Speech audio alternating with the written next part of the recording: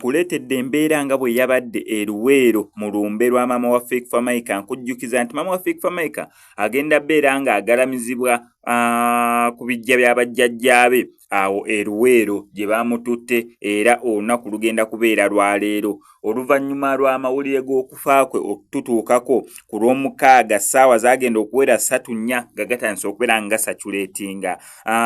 Ekiro ekyasooka eky'olumbe baakisulamu nga bali sayidi zaawo e Muyenga, ate ekiro ekikeseza olunaku olwaleero baasuze mu lumbe nga bali sayidi zaawo e Luweero, era gye bagenda okubeera nga bamuziika. Besides okubeera nti abayimbi bangi beeyiye mu lumbe olunaku olwasoose, nakyekimu wekyabadde e Luweero abayimbi we beesombodde, era bati ne bagenda basobole okubeera nga bagumya Fake Famaica n'okumubeererawo. Embeera bw'eti we yabadde. Webale nnyo agenda waali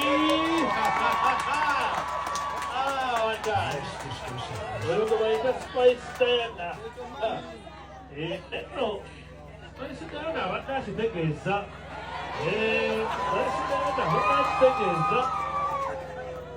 ewali ekibi n'essanyu likola ki mama fenga abeeruweero tukkiriza